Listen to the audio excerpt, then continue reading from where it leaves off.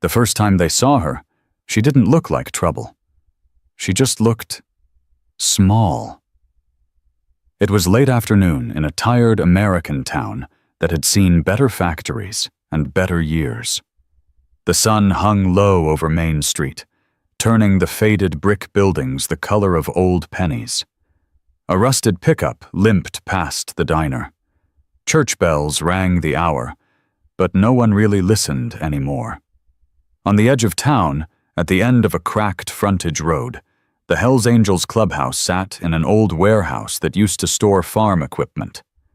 Now it stored bikes, memories, and men who had more scars than photos on their walls.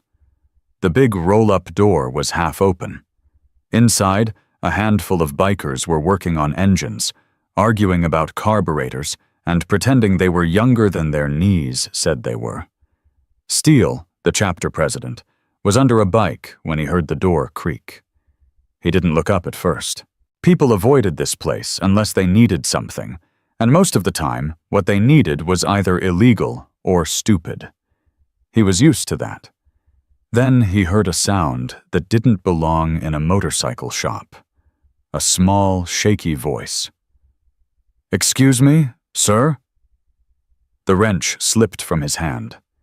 Steele slid out from under the bike, wiping grease on a rag. He saw a pair of bare legs first. They were thin and pale, with dirt and grass stains on the knees. No shoes. Toes pressed into the concrete, as if the world might move without warning. His gaze traveled up, a faded t-shirt 2 sizes too big, a cardigan with one missing sleeve, hair that had been brushed in a hurry and then forgotten.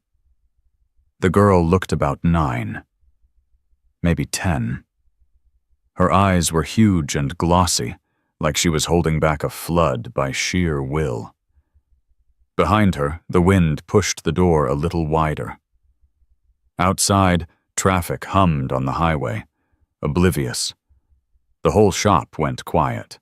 "Hey, little one," Steele said softly, his voice deeper than the engines around him. "You lost?" She shook her head. Her fingers dug into the hem of her shirt. "Did somebody drop you off here?" Another biker, Torch, asked. He tried to make his voice light, but something about the way she held herself made his stomach knot. She took a breath like it hurt. Then the words came out in a broken whisper that would haunt them for the rest of their lives. I can't close my legs." No one moved. The world seemed to tilt. For a heartbeat, all the chrome, leather, and gasoline smell vanished. All that existed was a little girl who had just said something no child should ever have to say. Before we go any further, if that one sentence already put a knot in your stomach, you're exactly who this story is for. Take a second to hit like so more people hear stories where the ones in leather are the ones doing the right thing. And do me a favor. Drop a comment telling us where you're watching from. Living room TV, truck cab, or just your phone in the kitchen, so we know who's riding with us tonight. Steele didn't curse, didn't shout. He just felt a cold, familiar anger creep up his spine like an old ghost. He had heard those words before. Not the exact ones, but the meaning, the tone. The way a child's voice could sound like it had lived 3 lifetimes already. He knelt, bringing himself to her eye level. Up close, he saw what the fluorescent lights had missed. The stiff way she stood, the way she flinched when the wind pushed the door, the faint bruising under the edge of her cardigan. "What's your name?" he asked, as gently as a man with knuckles like his could. "Ava," she whispered. "My name is Ava." "Okay, Ava," he said. "My name's Steele. Nobody's gonna touch you in here. Do you understand me?" She swallowed hard and gave the smallest nod. Behind him, the bikers shifted. Men with skull patches on their backs suddenly looked like they were afraid to breathe, as if any movement might shatter her. Steele held out his hand. "Come sit down. You want some water? Something to drink?" She hesitated, then placed her small hand in his. It was cold. Too cold. As he led her to the beat-up couch in the corner, the others looked at each other. Years of bar fights, road rage, and bad decisions had not prepared them for this moment.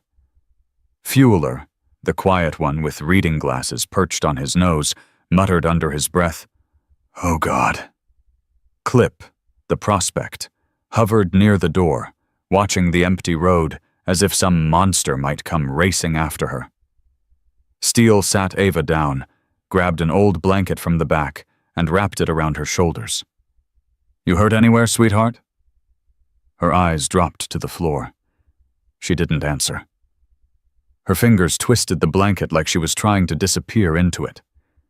Steele's chest tightened. He had seen busted faces, broken arms, knife wounds. Those he knew what to do with. You slap on a bandage, you drive them to the ER, you crack a joke to keep them awake. But this was different. "What happened?" he asked quietly. Ava's voice trembled. "If I tell, he said nobody will believe me. He said they'll take me away and put me somewhere worse." "Who said that?" Torch asked, failing to keep the growl out of his tone. Ava's lip quivered. "Mom's boyfriend. He's a police officer." That sentence hit the room like a brick through glass. Torch swore under his breath. Fueler closed his eyes. Even the radios in the background seemed to go silent. Steele felt something he hadn't felt in years, the old helpless rage from his own childhood, when grown-ups had cold eyes and polite smiles, and nobody believed the scared boy in the corner. He forced his voice to stay calm. "Okay, Ava, listen to me." He spoke slowly, as if every word was a promise carved in stone. "You did the right thing coming here. I don't care who he is. I don't care what badge he wears. We believe you. Do you understand?" A tear finally escaped and ran down her cheek. "You do?" Steele nodded once. "Yeah, we do. And we're going to make sure you're safe." He stood and turned to his brothers. "Get the van," he said. "We're going to the hospital." Torch frowned. "You sure about taking her there first? If she's hurt," Steele cut him off. "A doctor documents it. And once it's in the system, it can't just go away because somebody has a friend at City Hall." He stared at them, his eyes hard but steady. "We do this by the book. All the way. No shortcuts, no cowboy stuff. Not yet." The men nodded. They didn't like it, but they trusted him. Steele looked back at Ava. "You up for a ride, sweetheart? It's only a few minutes away." She wiped her cheeks with the heel of her hand and nodded again. On any other day, the sight of a little girl climbing into a van surrounded by Hell's Angels might have drawn every phone camera in town. Today, nobody noticed. And that was the town's first mistake. The local hospital was small, the kind of place that patched up broken arms and dealt with heart attacks, but sent anything complicated to the city an hour away. The automatic doors hissed open as Steele carried Ava in his arms. She had clung to him as if the ground might disappear.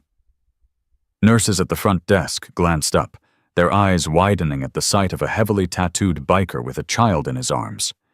But training overcame instinct. "What happened?" one of them asked, standing quickly. Steele didn't try to soften it. "She's hurt. She says she was harmed at home. We need a doctor, now." The nurse's eyes shifted to Ava's face. Whatever she saw there erased any doubt. "Get Dr. Hayes," she called out. "Right now." Ava was taken back to an exam room. A pediatric nurse with gentle hands spoke to her in a soft voice, explaining every step before it happened.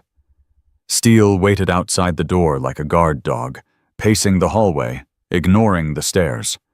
Torch sat in a plastic chair, foot bouncing. Clip leaned against the wall, fists clenched at his sides. Fuller was at the registration desk, providing information, answering questions. Yes, we're with the local Hells Angels chapter. No, we're not her relatives. Yes, we'll stay available for questions. No, none of us is armed right now. An hour passed, then another. Every tick of the clock scraped across Steele's nerves. Finally, Dr. Hayes stepped out. She was in her early 50s, with lines around her eyes that said she'd seen too much and slept too little. Steele straightened. Well? She glanced around, lowered her voice. I can't share details, she said carefully, but I can tell you this. She's not making it up. There are injuries that no child should ever have. Torch swore under his breath, turning away to put a hand on his face. Dr. Hayes continued, her voice tight. I'm mandated to report this. The hospital's calling Child Protective Services and the police. They'll send an officer and a social worker to interview her. Steele's jaw flexed. The man she's accusing is law enforcement. The doctor's eyes darkened.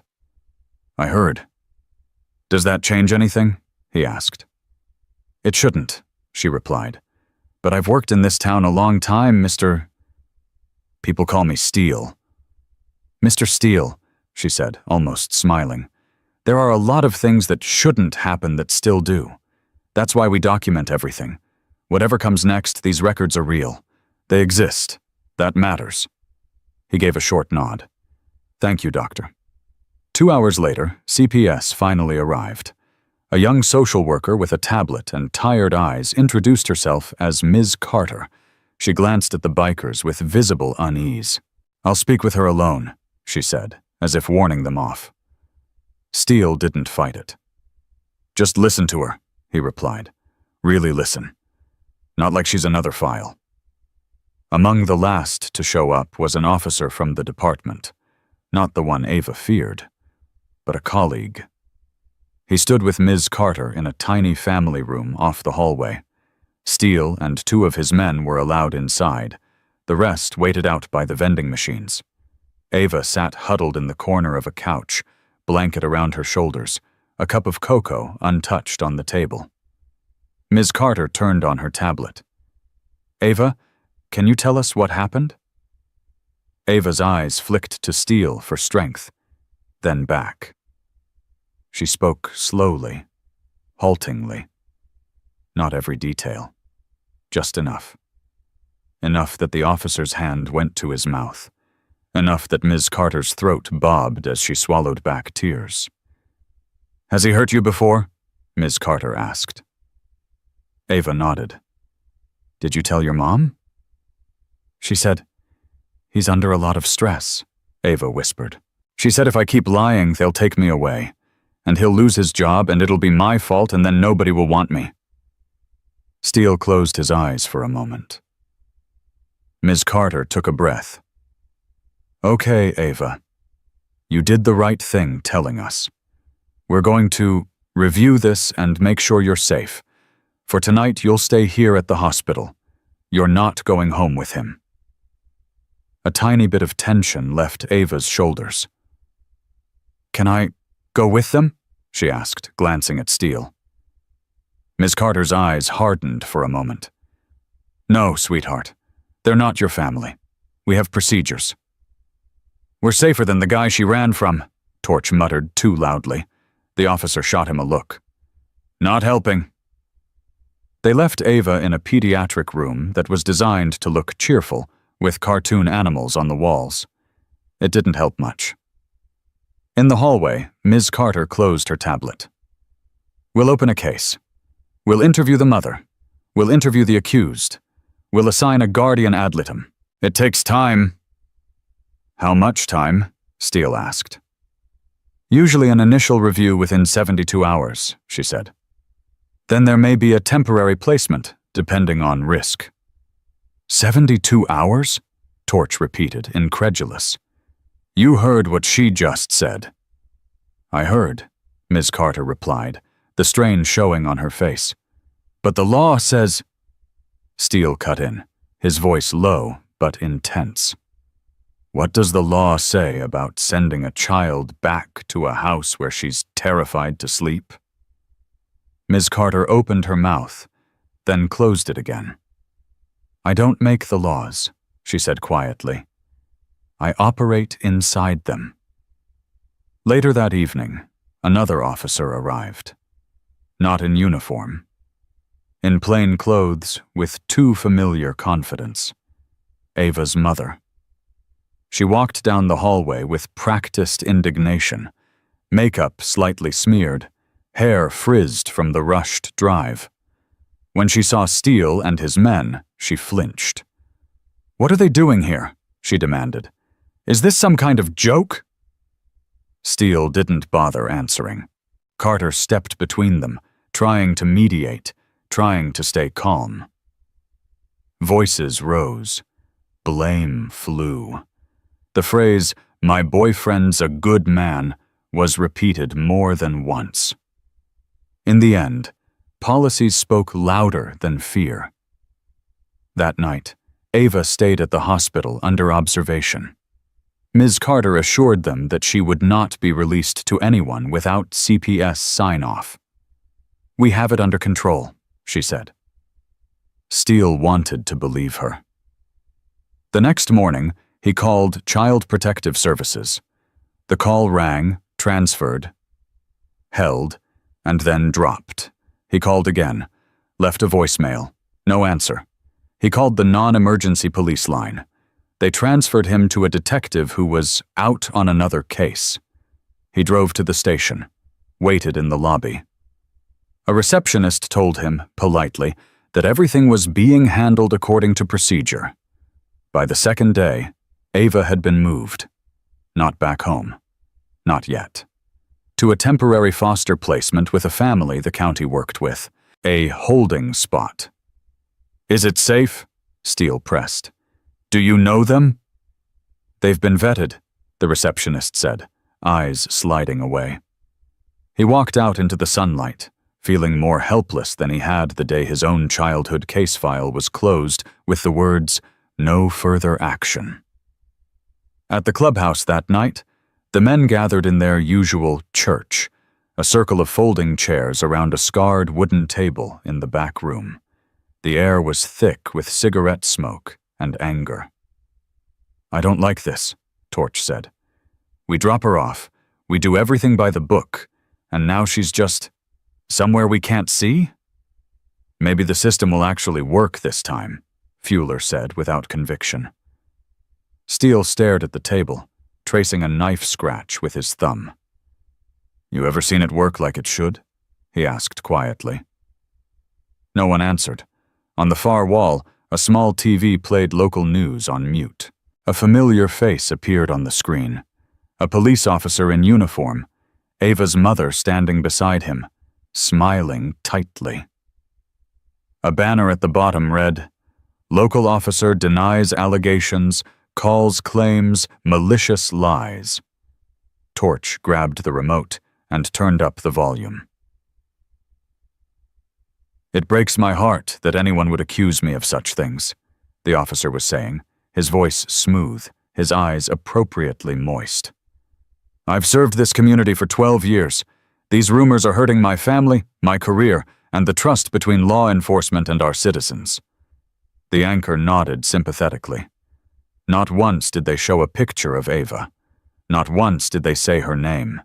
Not once did they mention the hospital records. Steele felt his jaw grinding. On the screen, the officer continued. We're cooperating fully with the investigation, but I want to be clear. These claims are false, and I will be cleared. The segment ended with the anchor thanking him for his service. The TV went silent again. They already picked a side, Torch said, and it's not hers. Steele stood up slowly. Tomorrow, he said, we're going to start finding out exactly who we're up against. The next week taught the Hells Angels more about bureaucracy than they ever wanted to know. Fuller sat up in the clubhouse with a cheap laptop, a pot of coffee, and a determination that surprised even him. He dug through public records, court cases, complaints, and news archives. What he found wasn't a smoking gun. It was something worse. A pattern. 3 years ago, a teenage boy had made a vague complaint about inappropriate behavior from a family friend who just happened to be a decorated officer.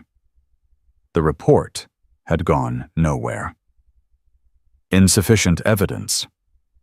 5 years ago, a neighbor had called about hearing screaming and strange sounds late at night from the officer's house.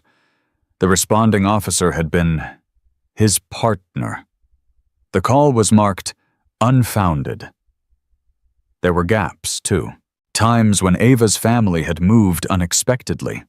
Times when school records indicated behavioral problems from a quiet, shy girl who suddenly wouldn't participate in gym class. None of it proved anything by itself, but together it painted a picture no one wanted to look at. Steele and Torch went to the CPS office, wearing their least intimidating clothes. It didn't help much. The waiting room was full of anxious parents, bored kids, and overworked staff. Posters on the walls said things like, "Every child deserves safety," and "If you see something, say something." Steele had seen plenty. He had said something. He had the hospital on his side. And still, nothing moved. When they finally got a meeting with Ms. Carter, her eyes were even more exhausted than before. "How's Ava?" Steele asked. Ms. Carter hesitated. "I can't share details about placements." "We're not asking for an address," Torch said. "We just want to know. Is she okay?" Ms. Carter looked between them, her voice lowered. "She's scared. She misses her mom. She alternates between wanting to go home and begging not to. She has nightmares. She's confused why everyone keeps asking her to repeat the worst things that ever happened to her." Steele's fists clenched at his sides. "The accused has retained an attorney," Ms. Carter went on.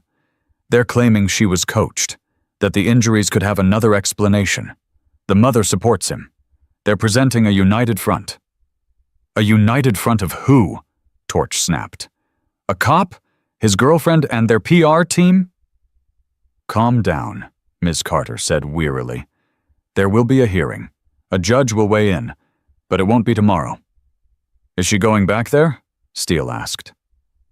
Ms. Carter swallowed. "The recommendation from our office is that she should not. But judges don't always follow recommendations. They have discretion." Outside the building, the sky was a flat, indifferent gray. Wind pushed trash across the parking lot. Torch kicked a stone hard enough to send it skittering under a car. "This is insane," he said. "If this were some guy with a dead-end job and a rusted Buick, they'd have yanked that kid out in a heartbeat." Steele leaned against his bike, staring at nothing. "You ever think," he said slowly, "about when you were a kid and you told someone something and they looked at you like you were breaking their favorite toy?" Torch glanced at him, thrown by the sudden shift. "You talking about you or her?" Steele shrugged one shoulder. "Does it matter?" At the clubhouse that night, church was more than just an agenda. It was a moral trial. Steele laid out what they knew.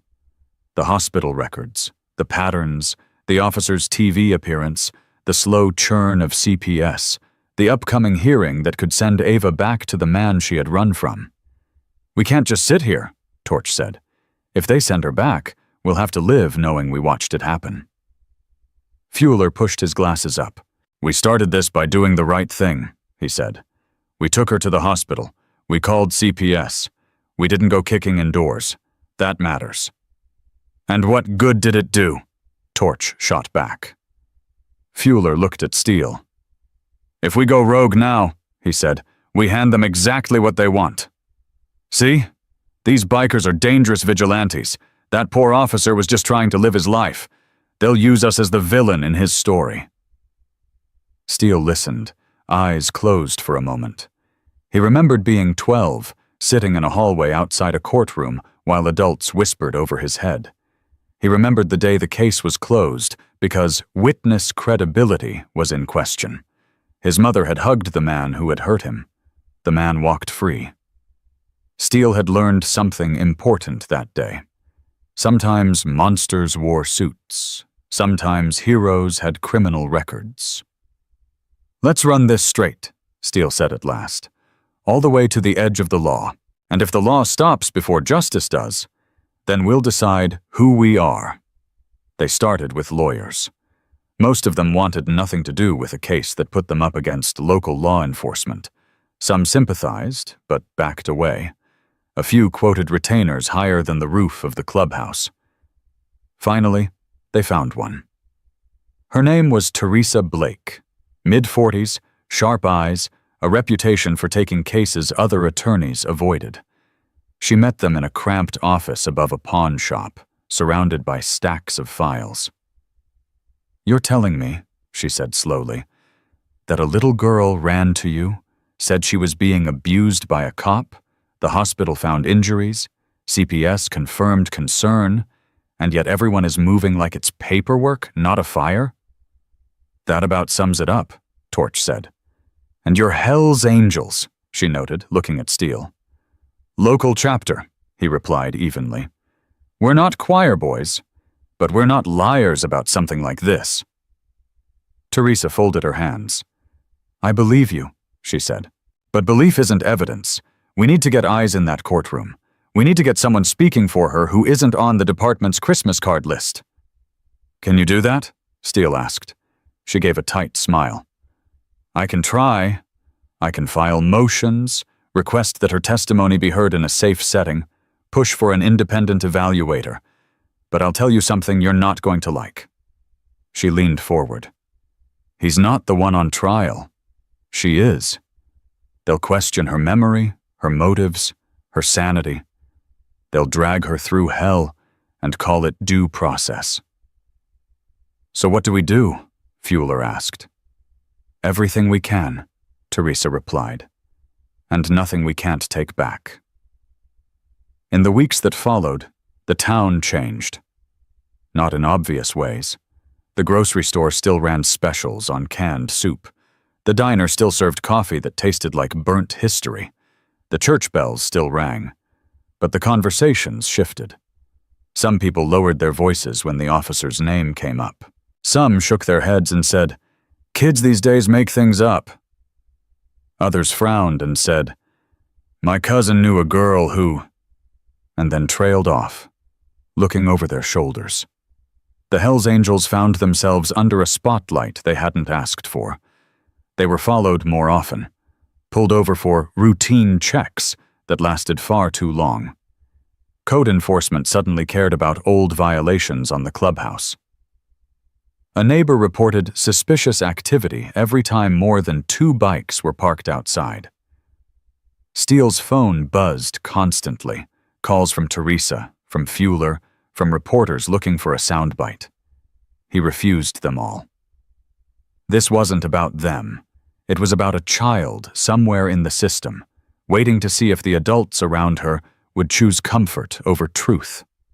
The hearing was set for a rainy Thursday morning.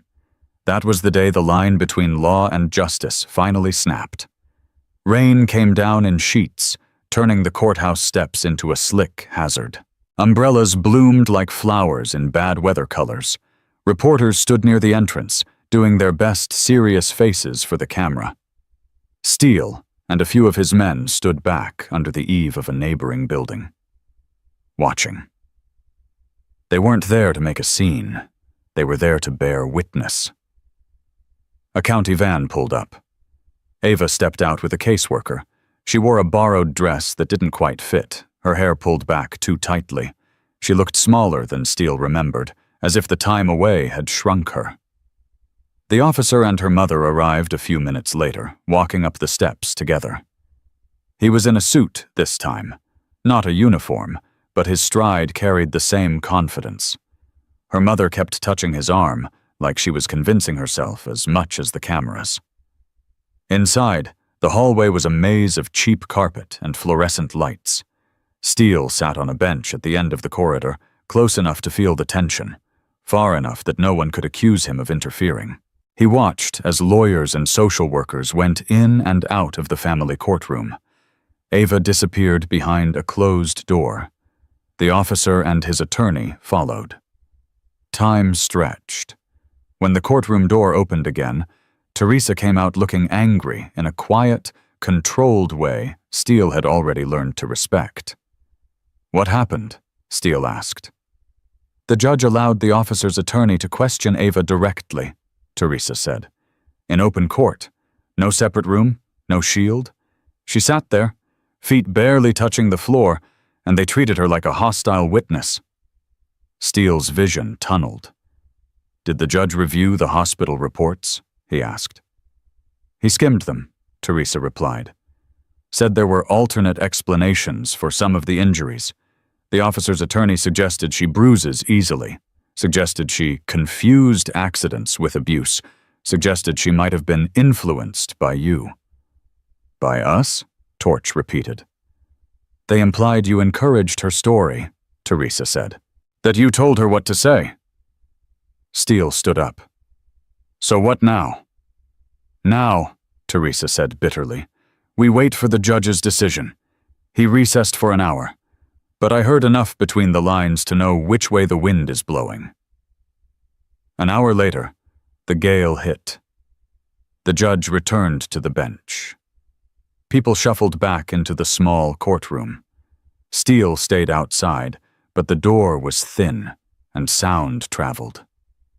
He heard the words, "Insufficient evidence. Possibility of coaching. Recommend reunification with mother and her partner under supervision. Dismiss pending further substantiation." Torch's knuckles went white against the bench. When Ava walked out of the courtroom, her face was blank. Her foster caseworker's hand rested lightly on her shoulder. Behind them, her mother smiled with relief. The officer looked straight ahead. A reporter's microphone appeared. "Do you have any comment on the judge's decision?" The officer gave a performance-worthy sigh of gratitude. "I'm just glad the truth is coming out," he said. "I never doubted the system." Steele heard enough. That evening, he sat alone in the darkened clubhouse. The neon bar sign buzzed faintly. Outside, the rain had stopped, leaving the air feeling scrubbed but not clean. On the table in front of him was a photo. It was a cheap printout that Fuller had made from hospital records, a copy of Ava's face at intake, eyes swollen from crying, cheeks streaked, a bruise at her temple barely visible. But there. He remembered her small voice. "I can't close my legs." The system, once again, had decided that paperwork weighed more than a child's fear. Steele reached for his phone and dialed. Torch answered on the second ring. "Yeah?" "Church," Steele said. "Now." Within 30 minutes, the core members were there. They didn't joke, didn't spread out. They sat close, like men huddled around a problem older than all of them. Steele didn't waste time. "The judge sent her back," he said. "Under supervision. You and I both know what that means when the person being supervised carries a badge." Torch slammed his fist lightly into his knee. "So what? We just wait until there's a body?" Fuller spoke up quietly. "There's something else," he said. "I checked the department schedule. He's working nights this week. Graveyard shift. That leaves her alone with him when Mom's at work." The room went cold. Steele looked around the circle. "We've done it their way," he said. "We've done every single thing they tell people to do. We took her to the hospital. We called CPS. We got a lawyer. We sat in their courtroom.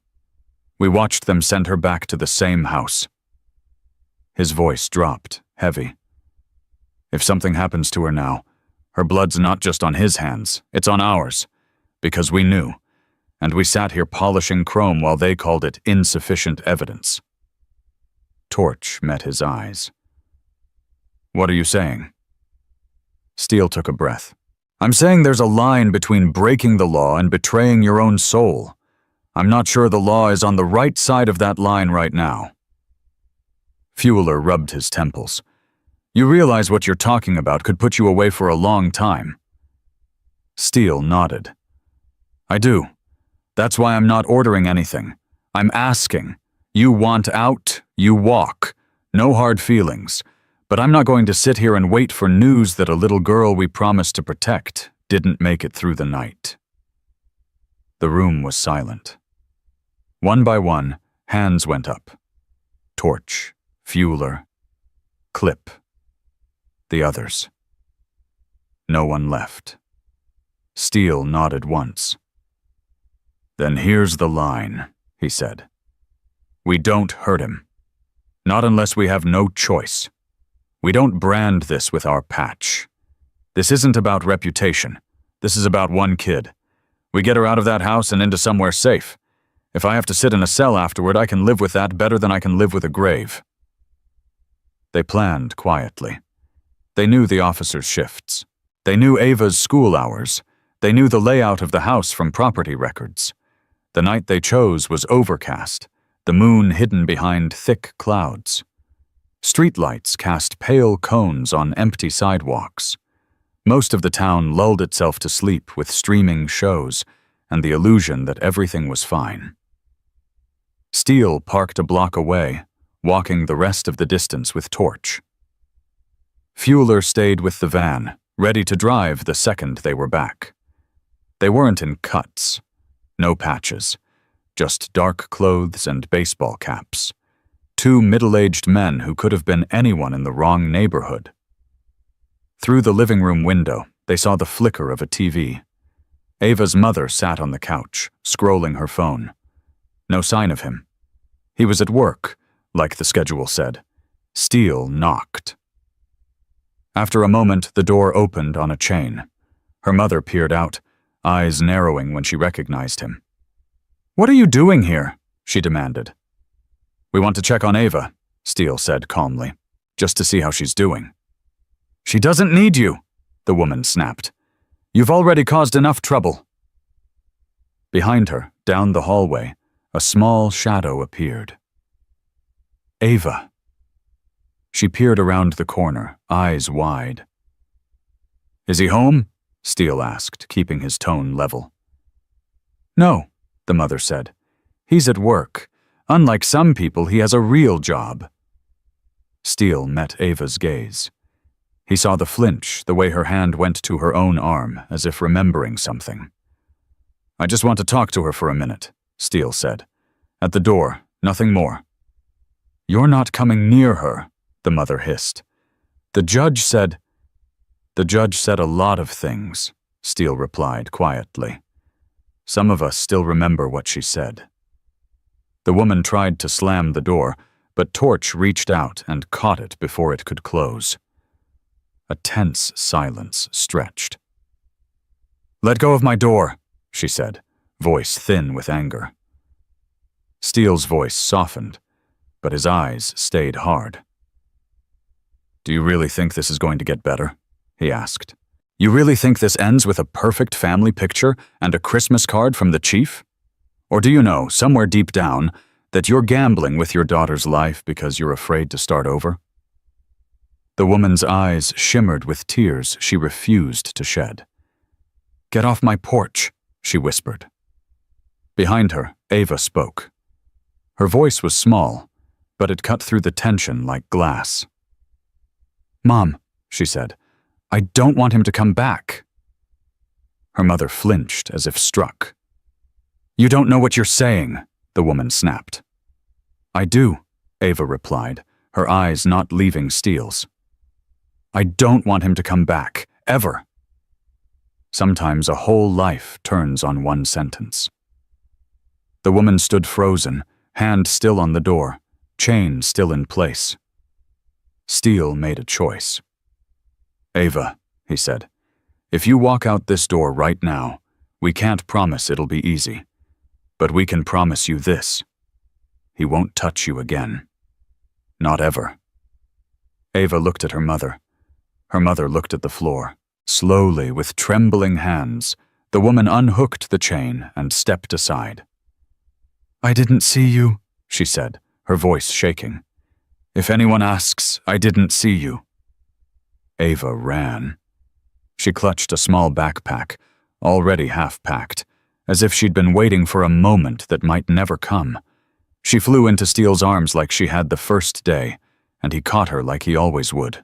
Torch held the door for them, his throat tight. As they turned to go, Ava's mother whispered, "If you take her, they'll come after you." Steele paused. "If we leave her," he said, "they'll come after her." He walked down the steps, Ava clinging to him, her face buried in his shoulder. Torch glanced back. He saw the woman collapse against the doorframe, sobbing soundlessly. No sirens screamed that night. No neighbors shouted. The town was quiet as they drove away, unaware that its story had just split in two. They didn't get far. 20 miles down the highway, blue and red lights exploded in the rearview mirror. Fueler cursed under his breath and pulled the van to the shoulder. Patrol cars boxed them in front and back. An unmarked sedan slid in behind. Steele felt Ava stiffen beside him. "It's okay," he said, though he wasn't sure it was. "We're right here." Officers approached with hands near holsters, but not drawn. They knew who they were stopping. They also knew this wasn't a drug run or a bar fight. "Step out of the vehicle," one of them ordered. Steele complied, moving slowly. Torch did the same. Fueler kept his hands visible on the wheel. From the unmarked car, a man in a suit stepped out. County detective. The kind with bags under his eyes and a wedding ring groove on his finger. "Where is she?" the detective asked. Steele didn't bother lying. "In the back," he said. "Where she's going to stay." The detective sighed, pinched the bridge of his nose. "You realize what you've done, right?" he asked. "Custodial interference? Kidnapping, technically." "Kidnapping," Steele repeated quietly. "Is that what we're calling protecting a child nobody else would protect?" "There's a process," the detective said, though he didn't sound convinced even as he said it. "We used your process," Steele snapped. "Hospital, CPS, court. That process sent her back to the man she ran from. We're just rerouting." The detective glanced at the van. "Open it," he said. Fueler did. The side door slid back with a metallic groan. Ava sat on the bench seat, clutching her backpack. Her eyes were wide but steady. The detective's face softened. He walked closer, crouched a little. "Hey, kiddo," he said. "You remember me? I saw you at the station once." She nodded slightly. "I need to ask you something, okay?" he said. "Did these men force you to go with them?" Ava shook her head immediately. "No," she said. "I wanted to go. I told them I didn't want to stay there." The detective exhaled slowly. "Did anyone hurt you tonight?" he asked. She shook her head again. "They told me I'd be safe," she said. "They're the only ones who believed me." The detective looked at Steele. "You put me in a hell of a position," he muttered.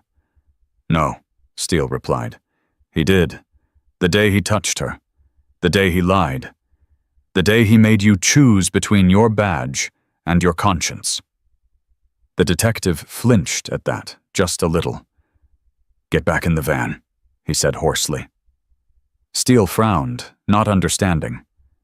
The detective straightened, turned to the other officers.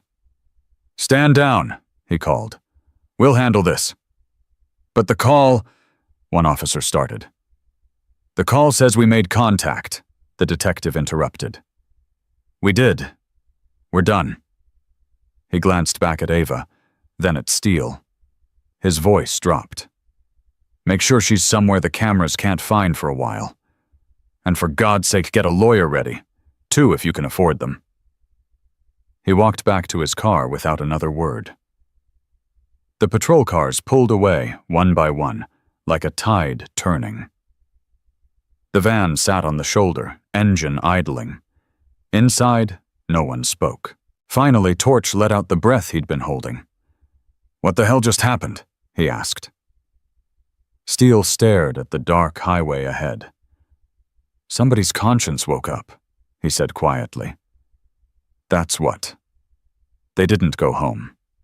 Teresa, always half expecting something like this, had already compiled a list of safe houses, legally gray, morally necessary, a retired social worker outside the county, a women's shelter willing to take them in under the radar, a church camp in the off-season. They chose a small cabin near a lake, owned by an old biker who owed Steele a favor from a lifetime ago.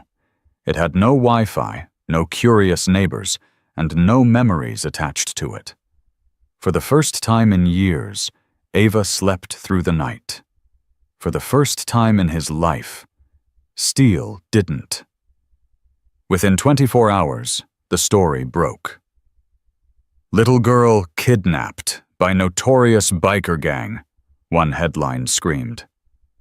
"Local officer target of smear campaign," another insisted. Cable commentators took sides from hundreds of miles away, telling a town they'd never visited what to think about people they'd never met. The police department called the Hells Angels dangerous criminals. The chief spoke solemnly about law and order and letting the system work. They didn't mention the hospital records. They didn't mention the CPS recommendations. They didn't mention the detective who had quietly stepped aside on the highway. Teresa went to work like a storm in heels. She turned the narrative on its head, filing motions, calling press conferences, leaking documents showing the pattern of ignored complaints. "This isn't kidnapping," she told a bank of microphones. "This is a last resort. This is what happens when a child screams into a system that covers its ears." The town split down the middle. Some people called Steele a monster. Others called him the only man who did what needed to be done. Church pews buzzed with whispers. The diner's coffee counter became a makeshift debate stage. Friendships cracked. Lines were drawn. When the case finally went to trial, the courtroom was packed. Steele sat at the defendant's table, wearing a plain shirt, no leather, no patch. His hands were cuffed. He held his head up. The prosecutor painted him as a lawless thug who thought he knew better than the court. "If everyone who disagrees with the judge grabs a child and runs," the prosecutor argued, "we don't have a society. We have chaos." Teresa let him finish. Then she stood. "You're right," she said calmly. "If everyone did what Mr. Steele did, it would be chaos. But let me ask you, how many of you have had a child look you in the eye and say, 'I can't close my legs,' and then watched a judge send her back to the man she accused? How many of you have seen the paperwork, the bruises, the fear? How many of you have lived with what happens when you do nothing?" She turned to the jury, a cross-section of the town, men and women with mortgages, aging parents, and regrets of their own. "This case isn't about whether my client broke the law," she said. "He did. The law is very clear. The question you have to answer is simpler and harder. Was he wrong?" When Ava took the stand, the room held its breath. She sat on a cushion so she could reach the microphone. She wore a simple dress and a small bracelet one of the biker's girlfriends had given her for luck. Teresa asked gentle questions. Ava spoke softly but clearly. She told them why she ran to the clubhouse that day. She told them how long she had been afraid. She told them what it felt like to see her abuser on television, smiling, while everyone talked about his career and not about her pain. "Why did you go with them that night?" Teresa asked. "When they came to your house?" Ava looked over at Steele, then back at the jury. Because nobody else came, she said. Silence fell heavy in the room. The prosecutor tried to shake her, suggested she had been influenced, suggested she didn't understand the seriousness of what she was saying. Ava's hands trembled, but her eyes did not waver. He said nobody would believe me, she said. He was almost right. The jury went out to deliberate. They were gone for hours. In that time, the town outside stewed. Social media boiled. Talk radio howled. Inside a small, silent room, 12 people wrestled with something the law books didn't cover. The space between right and legal. When they finally returned, Steele stood. The foreman cleared his throat, his voice rough. On the charge of custodial interference in the first degree, he read, we find the defendant not guilty. A murmur rippled through the courtroom. On the charge of kidnapping in the second degree, the foreman continued, we find the defendant not guilty. The sound that followed wasn't a cheer. It was a collective exhale, a release of pressure the town hadn't known it was holding. The judge banged his gavel for order. His face was carefully neutral, but his eyes flicked to Ava for a fraction of a second. The officer who had been accused was not on trial that day. Not officially. But in the silent looks that followed him down Main Street, in the empty booths around him at the diner, in the way parents pulled their kids closer when he walked by, he felt his own verdict. It would take more time, more evidence, and more pressure before the state would open a case against him. But the town had already made up its mind. In the months that followed, life didn't go back to normal. There was no normal to return to. Ava didn't move back home. Her mother, facing her own slow awakening to the truth, entered counseling, support groups, and a late but desperate attempt at being the parent her daughter deserved. Ava went to live with a foster family that actually wanted her, a couple in their 50s with a quiet house, a dog that adored her, and no interest in being on the evening news. She still came by the clubhouse sometimes. Not often. Not enough to make people nervous. Just enough to remind the men there why they kept doing toy drives and charity runs long after their knees begged them to retire. She would sit on the same beat-up couch, legs crossed comfortably now, drawing in an old notebook, while the men argued over carburetors and baseball. They never asked her for details. They never made her tell the story again. They just made sure she knew one thing. If she ever needed to run again, she had somewhere to run to. Steele went back to fixing bikes and paying bills.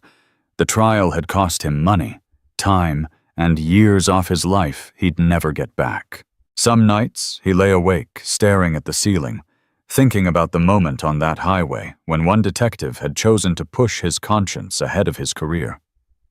Other nights, he remembered being 12 again, and wished someone back then had been willing to risk handcuffs for him. He wasn't a hero. He didn't want to be. He was just a man who had decided that his soul was worth more than his record. The town changed, too. Quietly. Anonymous tip lines saw more calls. Mandatory reporter trainings filled up. Judges learned to look a little longer at hospital reports before calling injuries ambiguous.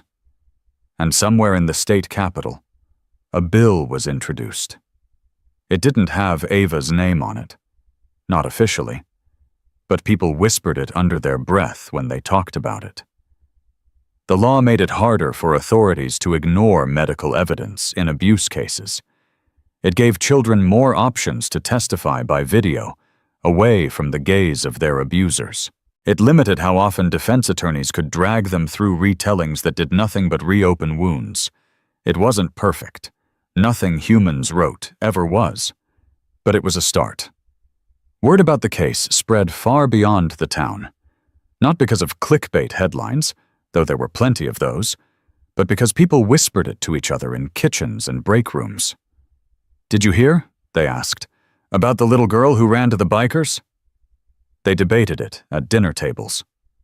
"I don't like outlaw clubs," some said, "but if everyone had looked away, that kid would still be alone." Others shrugged.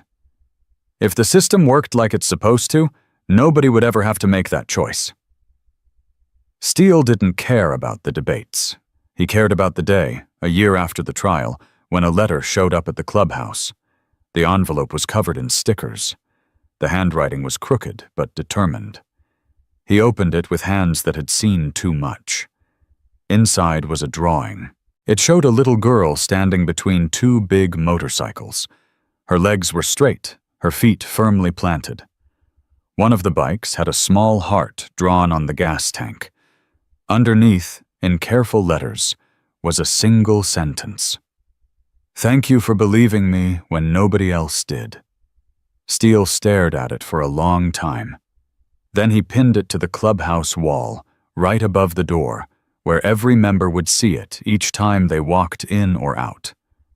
Not as a trophy, as a reminder. A reminder that sometimes the line between right and wrong doesn't match the ink on the law books. A reminder that doing the right thing can cost you. A reminder that the world is full of kids whose stories never reach the news, whose knocks on doors go unanswered. And a reminder that, once in a while, in a town that would rather stay comfortable than honest, someone with a stained reputation and a loud engine might be the only one who hears them. The town never held a parade for Steele. No mayor handed him a key to the city. Most days, he preferred it that way. But there were moments, small, quiet ones, that said enough. The way an old woman at the grocery store squeezed his arm and simply said, "Good man." The way a father at the park watched his kids a little more closely than he used to. The way a young social worker requested a transfer into child protection after reading about the case, telling her supervisor, "I don't want to be the one who looks away." The story settled into the town's bones. People didn't talk about it every day, but they carried it with them. And somewhere, in a house with a dog and a yard, and no locks on the outside of doors, Ava grew taller. Her laugh came easier. Her nightmares came less often. She would never forget what happened to her, but she would also never forget what happened after. One day, years later, she would tell a friend, "I thought the scariest people in town were those bikers. Turns out they were the only ones who looked like monsters, but acted like angels." Now, if you're hearing this story out loud, maybe in your living room, maybe on your phone, maybe on a TV that's seen better days, you're part of it too. Because somewhere, maybe not far from where you're sitting, there's a child who hasn't met their Steele yet. There's a neighbor who hears something through the wall and turns up the volume on their show instead of making a call. There's a judge flipping through a file too fast. You may never wear a patch. You may never sit on a bike thicker than your arm, but you will walk past moments where you could look away, or you could step in. And if you believe, deep down, that children deserve more than excuses, that comfort is never worth their safety, then don't let this just be a story you heard one night and forgot. Let it be a question you carry. When the knock comes on your door, literal or not, will you be the one who believes? If this story moved you, don't let it stop with you. Share it. Talk about it. Teach your kids to speak up, and teach yourself to listen when they do. And if you want more stories where the world's monsters turn out to be the ones standing between darkness and the people nobody else sees, make sure you're subscribed, make sure you hit like, and leave a comment telling where you're listening from. Because sometimes the only thing louder than a biker's engine is a town that refuses to stay silent anymore.